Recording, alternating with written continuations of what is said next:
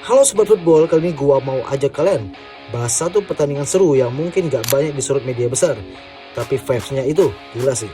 Drama, nostalgia, dan pembuktian semua tercampur aduk jadi satu di laga Real Betis melawan Fiorentina di leg kedua semifinal UECL berakhir imbang dengan skor 2-2. Tapi bukan itu yang bikin laga ini spesial.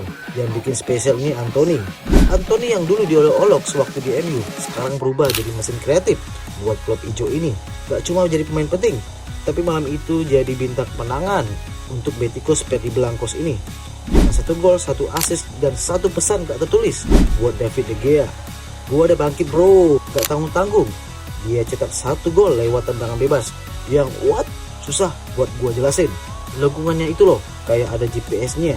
Bola melengkung indah sudut atas gawang, ditempatin tenang, ditendang santai. Gua akui dulu Anthony sering bikin frustasi, dribblingnya gak jelas, suka jatuh sendiri, dan gayanya lebih banyak seolah-olah haus akan validasi. Tapi di Betis, dia kelihatan lebih manusiawi. Tetap ada gaya khasnya, gocek-gocek tipis, placing kaki kiri ke tiang jauh, tapi dia udah belajar buat main kolektif, bukan buat sorotan kamera doang. Sekilas kayak Anthony yang dulu di Ajax, lebih visioner, berani, tahu kapan harus show up dan kapan harus main aman. Lihat aja di laga kemarin, bukan cuma gol tendangan bebas itu, tapi juga 1 assist cerdiknya ke lini depan yang berbuah gol kedua Real Betis. Dari winger egois, sekarang dia jadi pemain yang tahu kapan harus unjuk gigi, kapan harus jadi pelayan tim. Ini yang bikin fans Real Betis makin cinta, dan fans MU mulai ngerasa, wah jangan-jangan kita buru-buru nih ngelepas dia.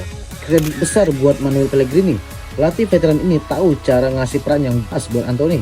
Gak ditekan buat cetak 20 gol semusim, tapi dikasih tanggung jawab buat jadi pengatur ritme, pengalih perhatian lawan, dan pemberi servis buat ujung tombak. Kalau lo ngikutin dia dari MU, pasti lo tahu pemain ini dulu sering dibilang overpriced, over dribbling, bahkan overrated. Tapi di Real Betis, dia kayak nemu habitat aslinya. Manuel Pellegrini tahu banget cara ngolah Anthony. Tak heran sejak awal dipinjam, dia jarang absen dan selalu nongol jadi starter. Dan jangan lupakan satu hal penting, masa peminjamannya bentar lagi akan habis. Artinya MU punya opsi buat tarik balik Anthony. Tapi dengan performa kayak gini, Real Betis juga pasti ngotot buat perpanjang kontrak atau bahkan permanenin dia.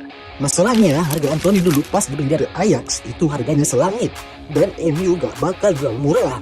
Nah ini menarik nih, kalau lo jadi Anthony, lo pilih balik ke MU yang entah siapa pelatihnya musim depan atau stay di Real Betis.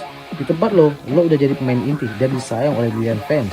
Belum lagi muncul juga rumor dari Spanyol, Atletico Madrid katanya minat buat boyong Anthony karena mereka lagi buka loker, krisis di posisi winger. Jadi bisa aja nih, kalau Betis gak sanggup beli, MU bisa jual ke klub La Liga yang lain yang lebih banyak duitnya.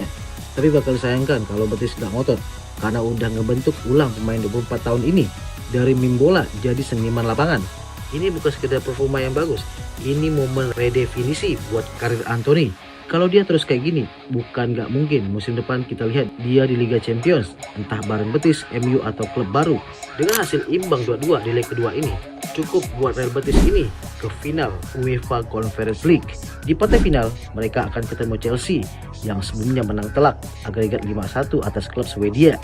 Tentu ini bakal jadi final yang lebih seru daripada final kakak kelasnya, yaitu Europa League. Karena lawannya cuma sesama tim di liganya yang lagi berada di papan bawah. Dan Sancho akan bersilaturahmi sesama ex rekan setimnya dulu nih, yang udah lama gak selapangan.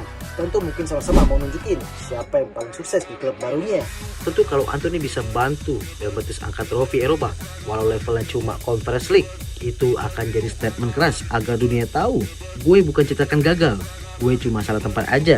Dan satu lagi, De Gea setelah laga kemarin, dia kayaknya harus ngaca dan bilang kadang mantan bisa lebih menyakitkan dari lawan baru. Tulis pendapat kalian di kolom komentar. Dan jangan lupa like video ini kalau kalian merasa sepak bola gak cuma soal gol, tapi juga tentang drama, nostalgia, dan balas dendam yang manis. Subscribe juga biar gak ketinggalan update bola yang segar-segar dari saya. Sampai jumpa di konten-konten selanjutnya.